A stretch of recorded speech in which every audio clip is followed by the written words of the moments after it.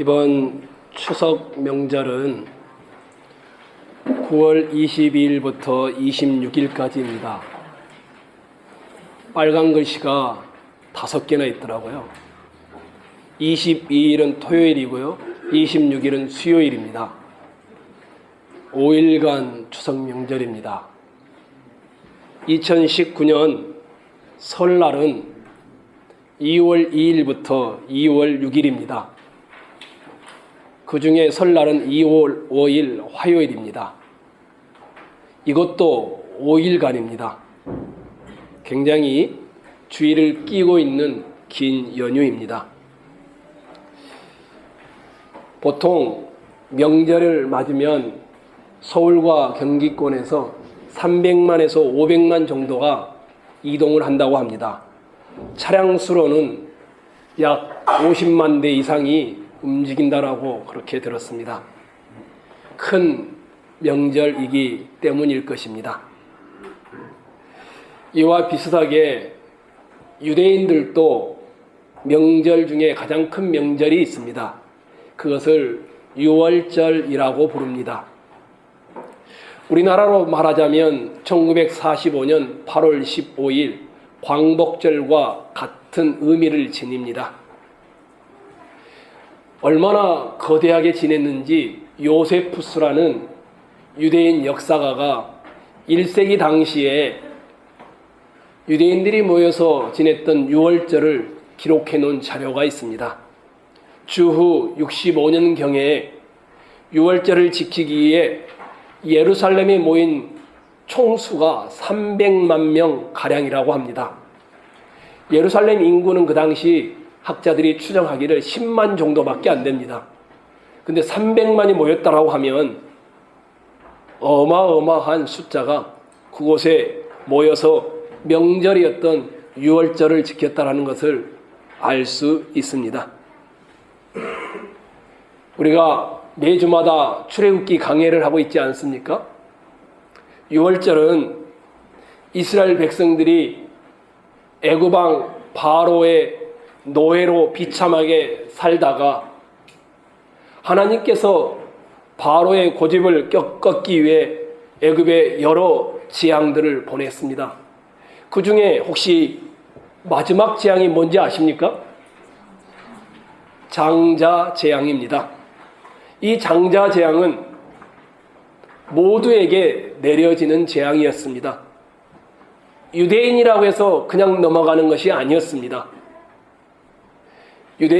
히브리 사람이든 애굽인이든 애굽 땅에 살고 있으면 모든 집에서 곡소리가 날 수밖에 없었던 재앙입니다. 그날 밤 집집마다 아들이나 어린 양이 제일 첫 번째 되는 이 다 죽어나가는 그런 날이었습니다. 그런데 이 장자 재앙을 피할 수 있는 길이 있었습니다. 혹시 뭔지 아십니까? 어린 양을 잡아서 그 피를 어디에 바르면 됐습니까? 문설주라고 해서 문설주에 바르면 죽음의 그림자가 그 집에 왔다가 건너간다. 그래서 영어로는 Passover 이렇게 표현합니다. 유월절이라는 의미입니다. 하나님은 애굽에서 노예로 바로의 무거운 짐 아래 비참하게 생활하던 이스라엘 백성을 구원하여 자유와 약속의 땅으로 이끌기 위해 이런 방법을 사용하셨습니다. 그래서 매년 유월절 이 명절은 이 출애굽의 장자 재앙의 죽음을 보면서 축하하는 날이었고 유대인들의 최대의 명절이었습니다. 여기에 뭐가 놓여 있습니까? 떡과 포도주가 놓여 있습니다. 유대인들은 약 오후 2시에서 6시 사이에 상을 차리기 시작합니다. 준비해 놓았던 떡, 포도주, 그 다음에 잡은 어린 양을 차례로 놓고 거기에 쓴 나물도 함께 넣습니다. 그리고 6시가 넘으면 조금 형편이 괜찮다 싶으면 다 흰옷을 입고 온 가족들이 식탁 테이블에 둘러 앉습니다. 4파트로 구성되어 있습니다. 그리고 그 길이는 밤 12시 정도까지 계속 되어지는 그런 6월절 명절입니다. 마지막은 찬송을 부르면서 할렐송이라고 해서 그걸로 감사하며 아버지가 자녀들을 축복하면서 맞춰지게 되어 있는 그런 구조였습니다. 이런 6월절인데 의문점이 하나 있습니다. 도대체 이 작고 털 많고 4발 짐승인 이 어린 양을 죽인 이 희생만으로 어떻게 하나님은 심판을 면하게 해주었을까? 이것이 의문점입니다. 그 답을 오늘 예수님은 제자들과 함께 앉아서 그 답을 제시하는 것이 오늘 본문의 내용입니다. 6월절 명절에는 4파트가 있다고 했습니다. 4파트 각 부분마다 그 집안의 가장 어르신이었고 그런 분이 사회를 맡습니다. 그리고는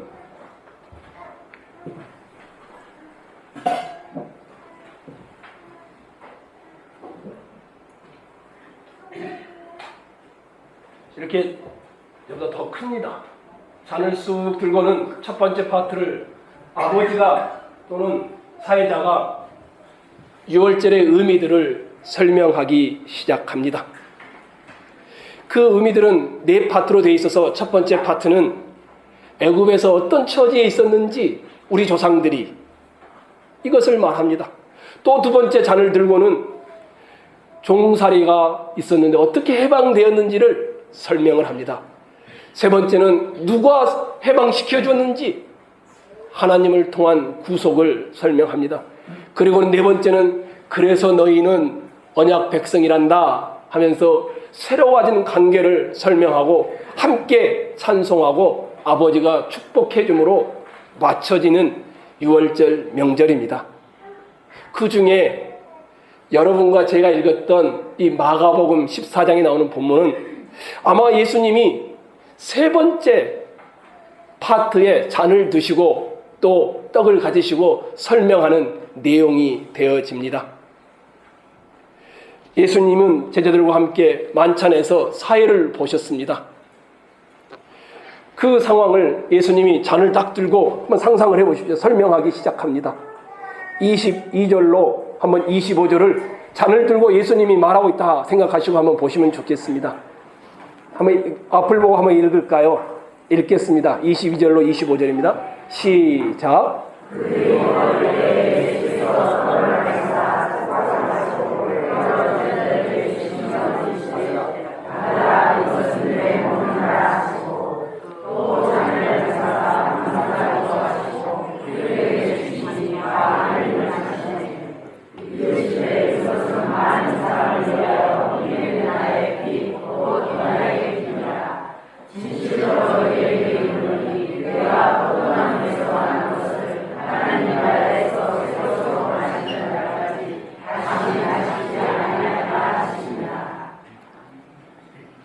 이 제자들은 어렸을 때부터 이것을 부모님들로부터 들어왔기 때문에 너무 익숙합니다.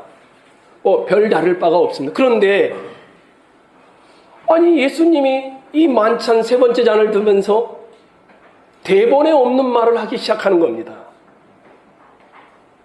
제자들이 아마 표현을 했을런지 안 했을런지 모르겠지만 깜짝 놀랐습니다. 예수님이 떡을 보여주면서 다 그 당시는 빵이었죠. 빵을 떼어주는 것입니다. 그런데 이것은 내 몸이니라 이렇게 설명을 하신 겁니다.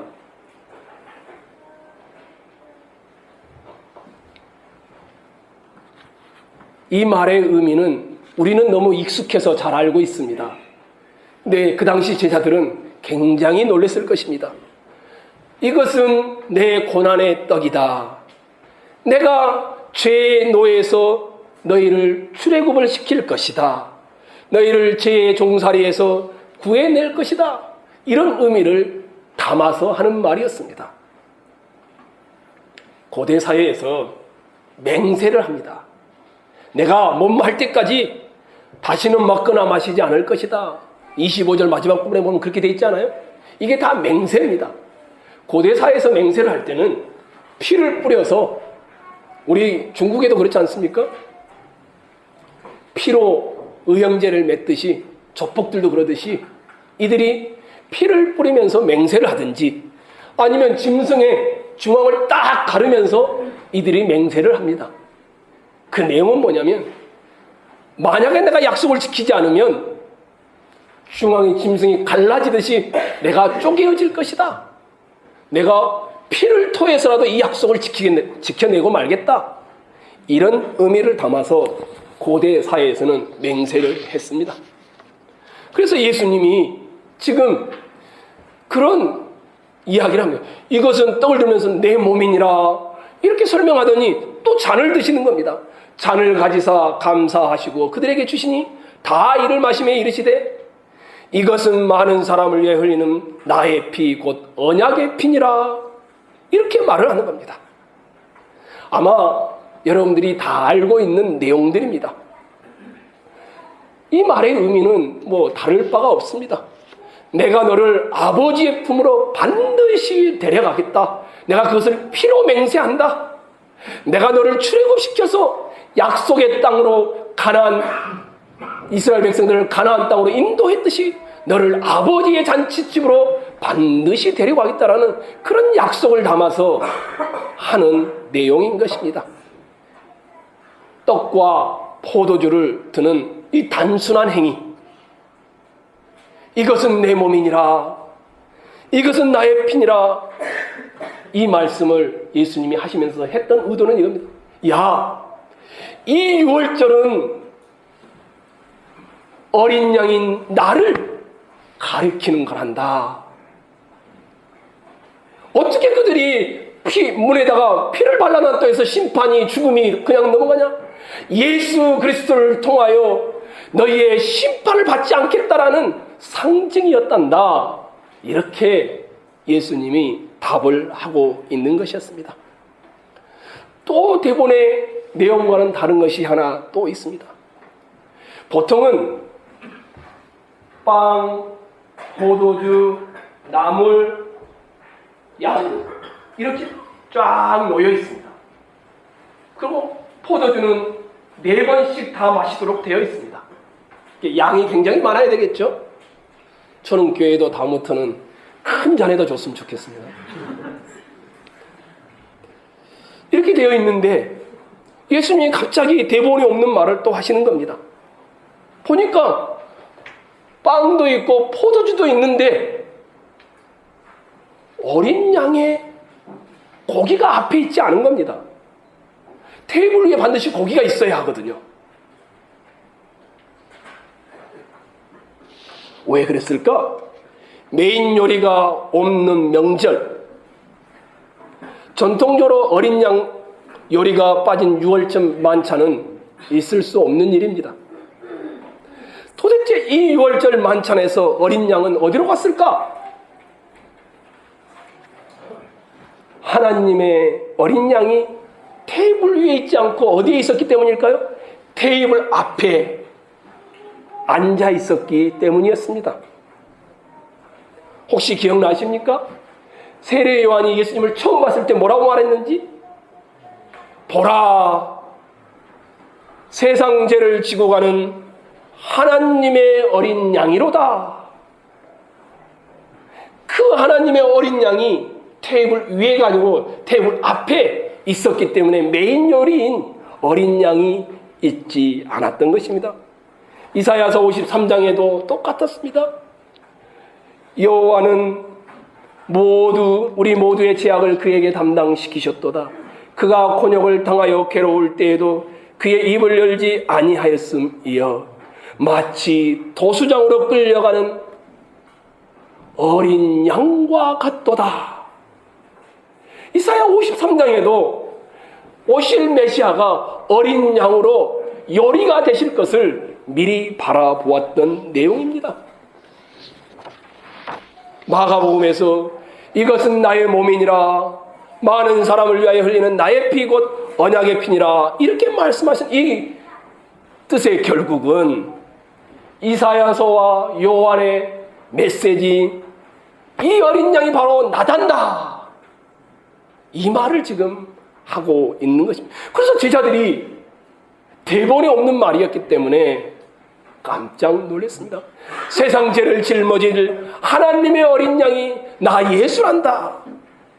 6월절 만찬의 메인 요리는 더 이상 짐승의 어린 양이 아니라 내가 바로 메인 요리인 어린 양이란다, 이렇게 말을 하고 있었던 것입니다. 예수님은 십자가 위에서 여러분과 제가 받아야 할 마땅한 형벌을 받으셨습니다. 세상의 모든 죄가 예수님을 다 뒤엎었습니다.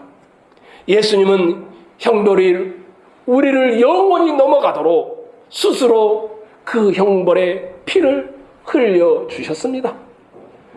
모든 사랑의 근본이 이 십자가, 이 대속, 이 희생에 있도록 만들어 놓으셨던 것입니다.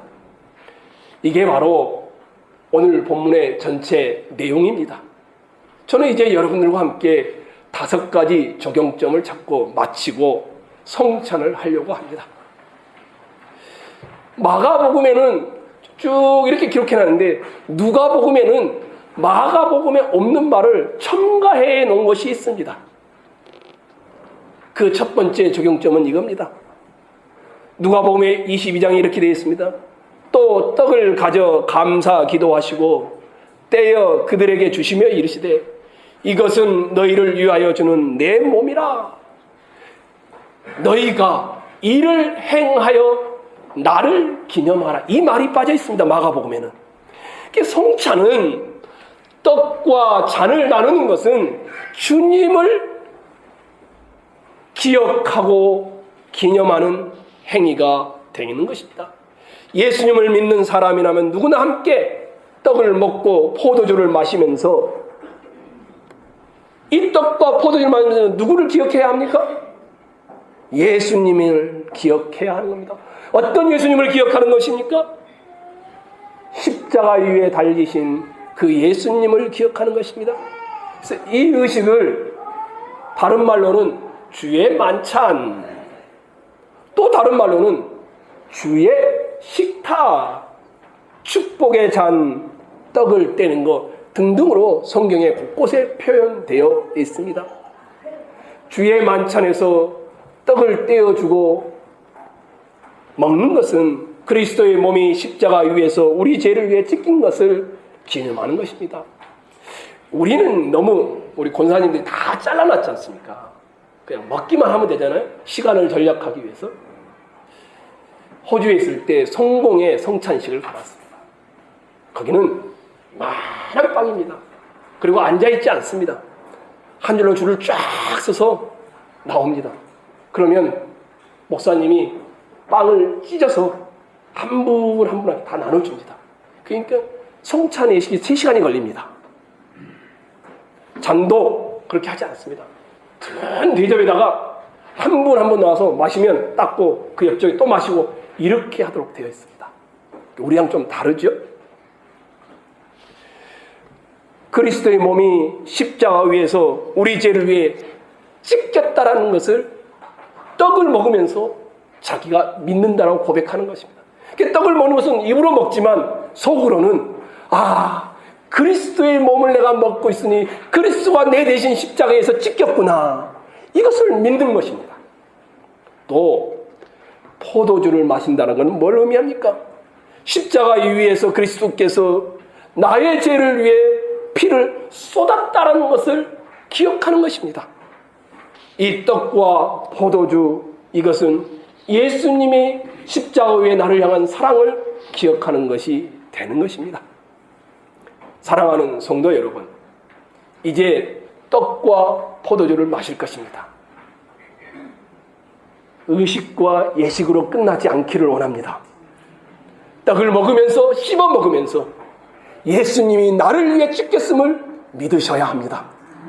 포도주를 마시면서 예수님이 나의 죄를 위해 피를 쏟았음을 믿는 믿음으로 이 포도주를 마시셔야 합니다.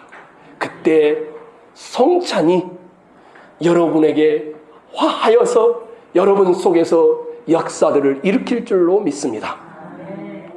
두 번째는 우리는 너무 간단하지 않습니까? 그렇죠? 근데 실제 유월절 식사였습니다. 어린 양을 잡아 피를 문설주에 바른 것으로 끝나지 않았습니다. 그들은 그 어린 양을 요리를 해서 식사의 자리에 앉아서 먹었습니다. 주의 만찬도 마찬가지입니다. 그리스도의 죽음을 기억하는 것으로 절대 끝나서는 안 됩니다. 어떻게 해야 됩니까? 먹어 자신의 것으로 삼아야 합니다. 주님이 뭐라고 합니까? 그들이 먹을 때에 예수께서 떡을 가지사 축복하시고 떼어 제대로 주시며 이르시되 이것을 받으라, 받아 먹으라. 이것은 내 몸이니라. 받아 먹음으로 기념하는 것뿐만 아니라 내 속에서 주님이 죽음의 효력이 발휘되도록 누려야 함을 의미합니다. 실제로 우리는 떡을 먹지만 그리스도를 받아 먹는 믿음으로 먹는 것입니다.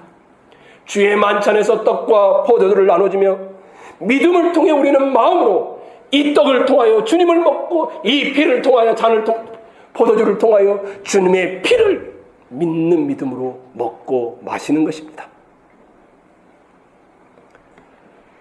그런데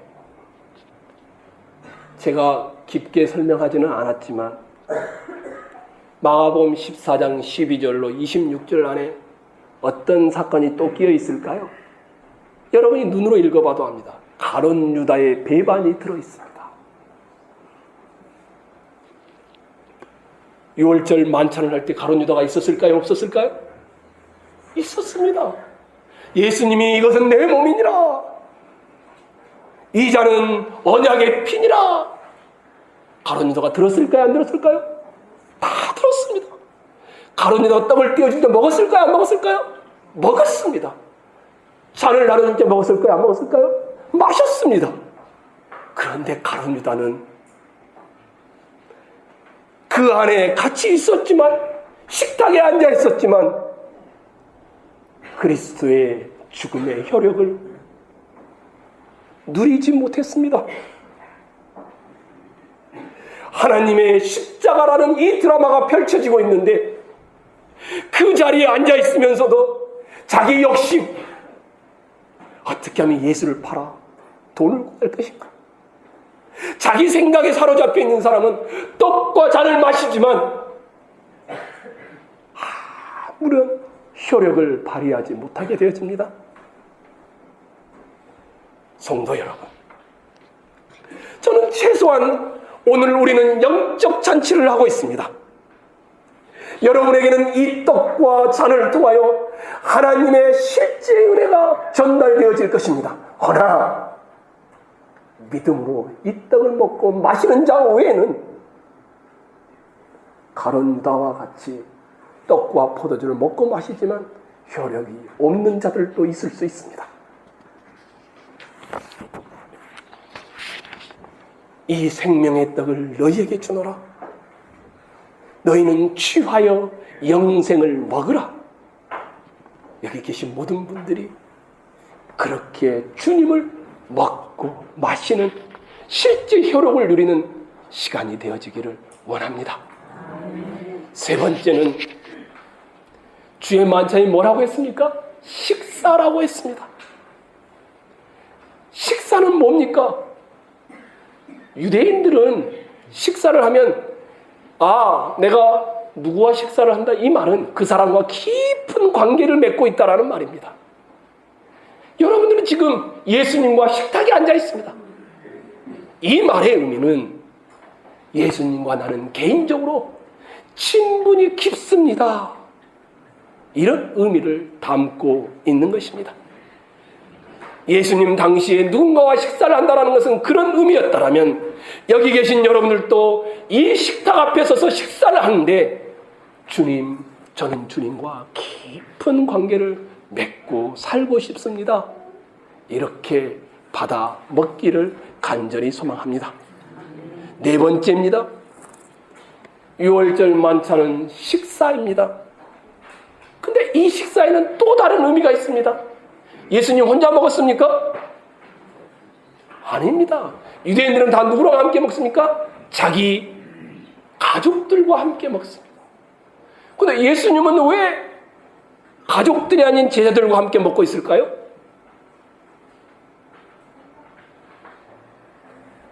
예수님은 지금 십자가 자기 몸을 찢기고 피를 흘리시는 걸 통하여 뭘 하고 싶은 겁니까? 새로운 가족을 만드는 중이었기 때문입니다. 예수님이 가르치고 능력을 행하자 사람들이 귀신 들렸다고 막 소문이 났습니다. 예수님의 육신의 어머니와 형제들이 밖에 와서 두드립니다. 우리가 예수를 데리고 가겠다.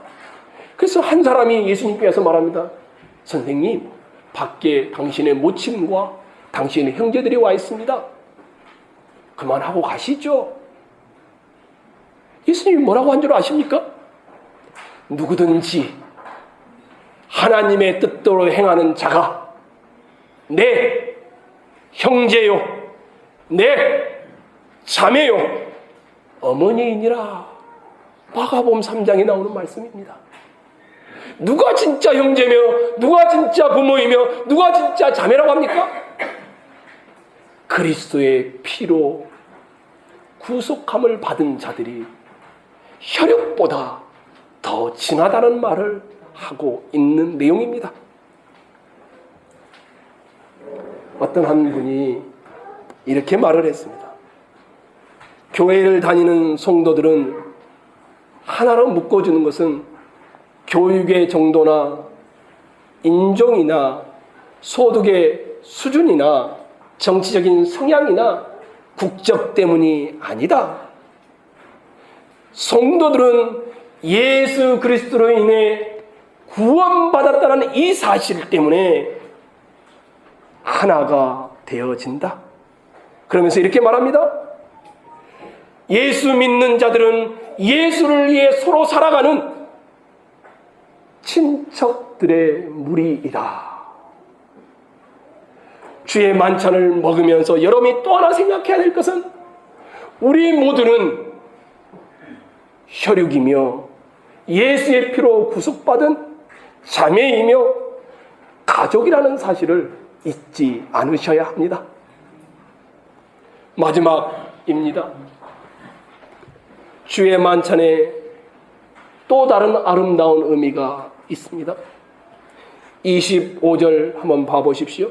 14장 25절이죠.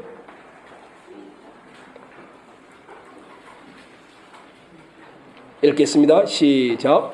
진실로 너희에게 이르노니 내가 포도나무에서 난 것을 하나님 나라에서 새 것으로 마시는 날까지 다시 마시지 아니하리라. 이 말은 어떤 의미입니까? 예수님이 흘리신 피로 우리가 구속을 받았고 하나님 나라에서 잔치가 열릴 때까지 주님이 기다리겠다는 의미입니다.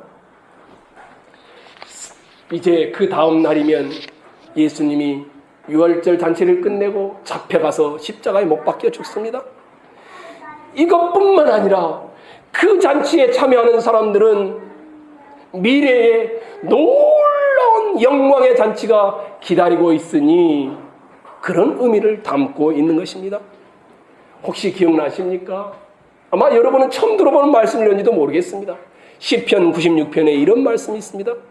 그때에 숲의 모든 나무들이 여호와 앞에서 즐거이 노래하리니. 나무들이 노래한대요. 그가 임하시되 땅을 심판하러 임하실 것임이라. 그가 의로 세계를 심판하시며 그의 진실하심으로 백성을 심판하시리라. 마지막 날에 나무들이 그 완성된 잔치를 보며 노래한다라고 합니다. 이사야서 55장에도 똑같은 말을 했습니다. 산들과 언덕들이 너희 앞에서 노래를 발하고 들의 모든 나무가 손뼉을 치면서 마지막 잔치를 찬양한다라고 말을 하고 있습니다. 성경은 사람은 물론이고 식물과 나무와 바위 이것까지도 현재는 불완전한 상태에 있음을 보여줍니다.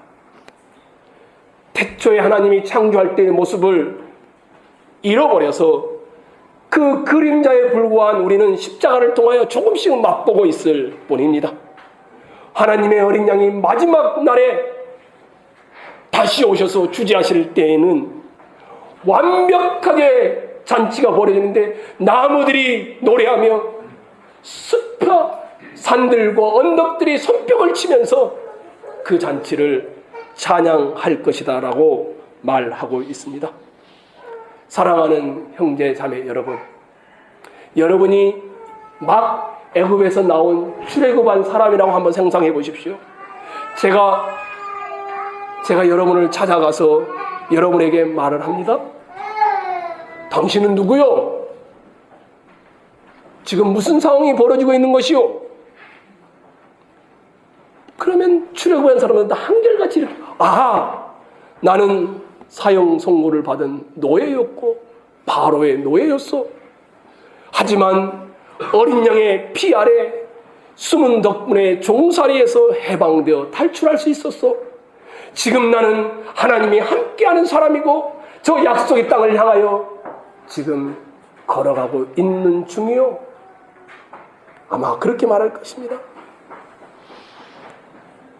우리 모두가 이 성찬을 대하면서 기억하십시오. 마지막 날, 마지막 만찬은 아마 어마어마할 것이다. 상상도 못할 새로운 창조의 날에 있을 미래를 바라보며 오늘 이 성찬에 참여하면서 현실의 어려움, 아픔, 고통, 질병 이것에 무너지지 마시고 이 떡과 잔을 마시면서 영원한 잔치를 소망하며 벌떡 일어나 내게 주어진 생애가 하루일지라도 십자가의 향내를 내며 살아가는 여러분과 제가 되어지기를 주의 이름으로 축원합니다.